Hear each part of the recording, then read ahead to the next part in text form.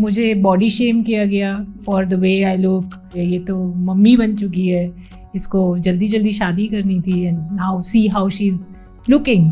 मेरी जो पहचान है उसको बनाने का अब यही सही मौका है।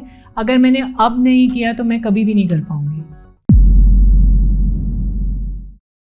Every day I would wake up with such negative thoughts. I used to feel I'm a loser, I'm a burden, and I'm good for nothing. All I had was a social media account, few followers, and a story to tell. And I decided. दीक्षा छाबड़ा की story से हमने सीखा कि कैसे हम उस mute हुए dream को सेकंड चांस दे सकते हैं। पर सेल्फ एस्टीम लोएस्ट होते हुए क्या खुद को ये सेकंड चांस दिया जा सकता है? ऐसे में जब शादी संभाल रहे हो, घर संभाल रहे हो, बच्चे संभाल रहे हो, उस टाइम पर डिसाइड करना कि आप वो म्यूट ड्रीम को दोबारा से लेके आओगे एंड जिद करना कि मैं वो पूरी करूंगी, पॉसिबल है? बिल्कुल है। दीक्षा छाबड़ा की स्टोरी से आज हम जानेंगे कि कैसे उन्होंने दीक्षा 2.0 को डिस्कवर किया, कैसे उन्होंने अपने टाइम को मैनेज किया, स्किल्स डेवलप करी और she came out as an entrepreneur and fitness consultant Diksha Chhabra. Diksha, welcome to Josh Talks. And सबसे पहले I have to admit one thing that this is a kind of fan moment for me, because हमने आपकी इतनी सारी videos देखी हैं and it makes me feel so good to talk with you about it कि you don't add just value to other people's lives, but you make them fall in love with themselves. So ये बहुत ही super amazing चीज़ है। तो इस super amazing journey की शुरुआत कैसे हुई? Because I've seen as a housewives हम लोग घर पर ही confine कर लेते हैं खुद को। So how was Diksha before this? So Diksha before this wanted to become an army officer, but eventually जब आपके सारे friends MBA की preparation करने लगते हैं तो आप भी भेड़ चाल में MBA करने लगते हैं उनके साथ। और उसी के साथ फिर I landed up with a corporate job. I started my career and met my husband. He's an army officer. Fell in love with him. Got married. बहुत जल्दी रिस्पॉन्सिबिलिटीज़ बढ़ गई। ऑफ कोर्स शादी के बाद आपकी फैमिली कमिटमेंट अलग तरह की होती है, आपका बच्चा हो जाता है और कहीं ना कहीं इन्हीं सब whatever was going on, मेरी पर्सनल डेवलपमेंट या my own personality and my own ambitions took a back seat. तो एज यू सेड कि शादी के बाद इतनी सारी रोल्स रिस्पॉन्सिबिलिटीज, तो उस चक्कर में ना मुझे ऐसा लगता है कि कहीं ना कहीं हम खुद के साथ वाला रिश्ता भूल जाते हैं। तो you might have gone through that phase. तो कुछ ऐसा इंसिडेंट आपको याद आता है कि जहां पर यू रियलाइज हो कि now I need to keep myself as my priority और अपने आप पर काम करना है? Of course, when I got married, my priorities were to become best as a mother, as a homemaker, as a wife, as a daughter-in-law. तो मेरी hustle और मेरे ambitions यही हो गए थे। और obviously आप ये सारे roles के साथ फिर अपने आप को एक अलग कर देते हो। आप वो जो सपने जिनके साथ आप बड़े हुए हो या आपको पता है ये आपकी स्ट्रॉन्ग पॉइंट्स है आपकी पर्सनालिटी में, उनको आप आगे परस्यू करना ही नहीं चाहते हो। तो मेरे साथ भी वही सब हो रहा था, बट इवेंचुअली काफ़ी सारे इंसिडेंट्स भी हुए साथ में जहाँ पे मुझे बॉडी शेम किया गया for the way I look और the way I prioritized family and marriage at a very young age when my friends and my classmates were working and focusing on their career. तो इस चीज़ का मजाक बनाया जाता था। I was part of everybody's jokes कि ये देखो ये आंटी हो गई है, ये तो मम्मी बन चुकी है, इसको जल्दी जल्दी शादी करनी थी, and now see how she's looking. तो मेरे साथ भी वो था। In continuation to this, I would like to share an incident with you here. A very close friend of mine, she made me realize कि जो मेरी family है या बच्चा है या जो भी मेरी life है, I do not deserve it because the way I look. और उनके ऐसा करने से मुझे ऐसा लगा कि मेरी कोई identity ही नहीं है। I am now only looked up as someone's wife, as a mother और homemaker, बस यही रह गया है। और what about my own ambitions? और वहीं से मुझे realize हुआ कि this needs to be changed. एक और विजिट डॉक्टर के पास जब इसी के आसपास हुई और उन्होंने जब लिस्ट ऑफ मेडिकेशंस मुझे बताई और उन्होंने बोला कि ये इसलिए है because you are not changing the lifestyle, you are not doing what you should do as a person to overcome your health issues. वहीं से मुझे लगा कि it is now do or die situation. I should do something जो ना ही मुझे health wise benefit करे, मेरी problems को कम करे, बल्कि मेरी कॉन्फिडेंस को बढ़ाए, मेरी जो पहचान है उसको बनाने का अब यही सही मौका है. अगर मैंने अब नहीं किया तो मैं कभी भी नहीं कर पाऊँगी. And that is the time when I decided कि I should lose weight, I should focus on myself, and that's when my makeover started. So makeover से I have to admit one thing on behalf of all the girls watching us कि हम लोग ना हमेशा से ही बचपन से ही सोचते हैं कि हम लोग रैम्प पे वॉक कर रहे हैं या रेड कार्पेट पे वॉक कर रहे हैं और अपनी विनिंग स्पीच भी दे रहे हैं, हमारा आंसर रेडी होता है हमारे पास. तो you have gone through that and you have become Mrs India earth. So how did that help you grow your personality? Prableen, I was also like that. As a young girl, I always wanted to walk on the ramp and wear that crown and prepared my answers. तो वो था. But when I was preparing for Mrs. India, I went with the objective कि ये सिर्फ मैं अपनी इस transformation को सेलिब्रेट करने के लिए जा रही हूँ. There was no objective of winning the title, क्योंकि उस समय तब भी सेल्फ डाउट तो था, क्योंकि okay, I am looking different way, but I wasn't working that time. और जो बाकी के कंटेस्टेंट्स थे वो कहीं ना कहीं आपको थोड़ा सा तो नर्वस कर देते हैं. They were all from a very glamorous background, well established, working women achievers, and here I was who just did her transformation and was on the platform. So that was there, but when you lose weight, you want to show your effort on the platform. आप अंदर से खूबसूरत महसूस करते हैं. and I am not talking about the physical beauty, I am talking about feeling beautiful. और जब मैंने weight loss किया, I started feeling that ways and I wanted to showcase to everybody कि देखो मैंने इतनी मेहनत की है और ये मैं हूँ. and Mrs. India happened with just a Facebook browsing. I was browsing Facebook, I came up with this ad and I randomly applied there, and within a week I was one of the finalists. और वो finalist बनने के बाद मैंने अपनी family को disclose किया that I am one of the finalist and I am going for the pageant, and they were shocked कि ये क्या, मतलब कहीं से कोई बैकग्राउंड नहीं है, what are you up to. But then I was very adamant and determined to do this. This is something which अंदर से एक आवाज़ आ रही थी कि ये करना चाहिए, और ये करोगे तो you will further feel confident and strong about your self. तो बस उसी ऑब्जेक्टिव के साथ मैं चली गई वहाँ पर, and then rest is history. Amazing. So as you mentioned कि घर वाले सरप्राइज थे कि अचानक से ये क्या हो रहा है. सो कुछ ऐसा हुआ कि मतलब वो दे वर इन लाइक विद यू, या फिर दे सेड कि क्या करना है, कुछ ऐसा सा हुआ आपकी लाइफ में? Definitely I am nowhere from a background where मतलब मेरे कोई दूर दूर के रिश्तेदारों में भी इस इंडस्ट्री से नहीं है. So they were surprised and they were little scared कि क्योंकि आप एज एन आउटसाइडर काफ़ी सारी चीज़ें सुनते हो ग्लैमरस इंडस्ट्री के बारे में और ये पैजेंट्स के बारे में मूवीज़ में देखते हो.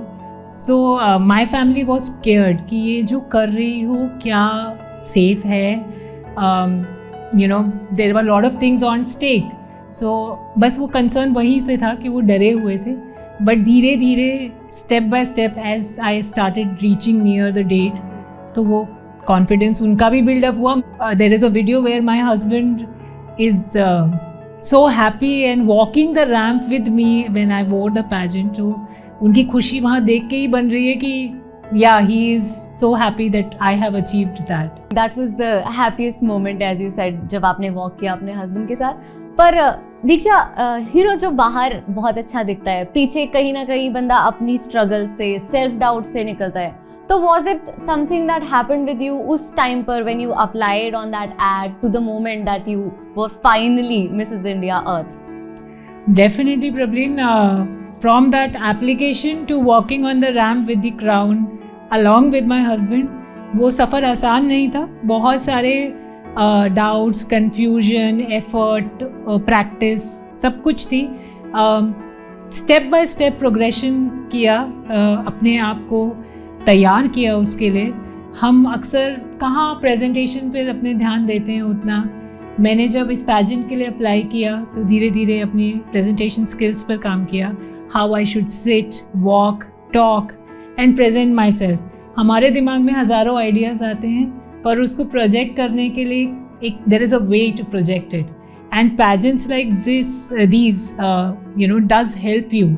तो वो तैयारी का जो प्रोसेस है वो 4 months का था, और साथ में counseling to your family that this is what I want to do and I am doing everything the right way। कुछ डरने की बात नहीं है, हालांकि मुझे अंदर से डर तो था, कुछ भी हो सकता था, पर I think self believe is very important. अगर आप अपने पर विश्वास रखो कि हाँ मैं कर सकती हूँ, और उसके साथ मेहनत करने से कोई भी एक भी कदम पीछे ना हटो, जो कर सकते हो वो सब करो, and there is nothing to lose. I mean अगर आपके पास ये दोनों चीज़ें हैं, बिलीफ एंड मेहनत, और कुछ और हारने के लिए है ही नहीं, देन व्हाई नॉट। ऐसा ही मेरा तैयारी थी और इसी के साथ मैं गई थी स्टेज पर। बचपन से ही मैं एक टॉमबॉय थी। मुझे लड़कों के जैसे मेरे बाल थे और मैं वैसे ही रहती थी, कपड़े भी वैसे ही पहनती थी। हील्स में मैंने कभी ज़िंदगी में वॉक नहीं की, और here you are walking on the ramp and you have to stay on heels for that entire event which was a 6-7 hour long, और वॉक भी आपकी फिर एक सर्टन तरीके से होनी चाहिए, कोरियोग्राफ्ड होती है। अब जब मैं वहाँ पहुँची और जब वो कोरियोग्राफर ने तो मुझे पहले दिन 2 दिन बहुत डांट लगाई, मुझसे चलते ही नहीं बन रहा था। बट देन रात को जब सब सो जाते थे, I use to wear my heels and I use to keep walking. Makeup करना नहीं आता था। We had our sessions for makeup, और मैंने वहाँ से मेकअप करना सीखा। किस तरह के कपड़े आपको पहनने चाहिए, कैसे आपको आर्टिकुलेटली अपने आंसर्स प्रिपेयर करने चाहिए, ये सारे स्किल्स आप of course there are mentors who are helping you there, but it will only come when you want to learn it. तो आई थिंक वो चाह सीखने की कोई नई चीज़ वो बहुत ज़रूरी थी, और वो थी मेरे अंदर, क्योंकि मुझे ऐसा लगा कि ये ही एक अपॉर्चुनिटी है, इससे अच्छा और क्या मिल सकता है मुझे अभी इस स्टेज में।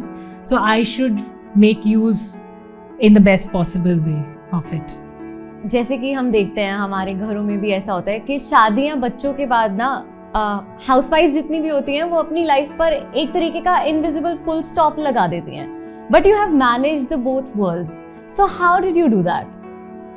प्रबलीन, वो फुल स्टॉप नहीं होता है, आइडियली वो एक कॉमा होता है, बट हमारे दिमाग में हम उसे फुल स्टॉप के जैसे प्रोसेस कर लेते हैं कि अब यही है, इसी में खुश रहना सीखो। बट मेरी जब शादी हुई थी, मेरी भी हसल यही थी that I want to become a perfect mother. कोई मेरी मदरहुड पर क्वेश्चन ना उठा ले, कोई मेरी तुम कैसी वाइफ हो ऐसा ना बोल दे मुझे। पर मुझे ऐसा लगता है कि अभी भी हाँ वो हसल अभी भी है। I want to become a perfect mother, but at the same time I want to create and build that relationship with myself, and you can very well do that. आप अपनी एक identity भी बना सकते हो अपनी और सारी आइडेंटिटीज़ के साथ। Why not? I mean Diksha Chhabra is Diksha Chhabra, but she is a mother and a wife as well, she is a daughter in law as well. तो आई थिंक कि मल्टीटास्किंग या जो ये एक इननेट क्वालिटी होती है, ये हम सभी में होती है।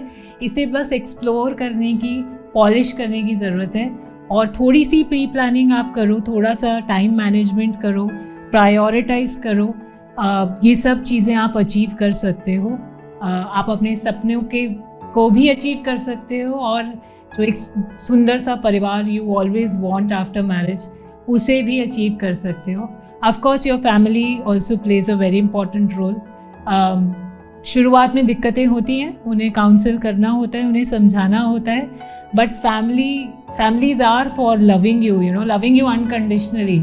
और वो प्यार ही है जो उन्हें भी ये समझने में हेल्प करता है कि this is what I want और she wants in her life, and why not we should support together as a family.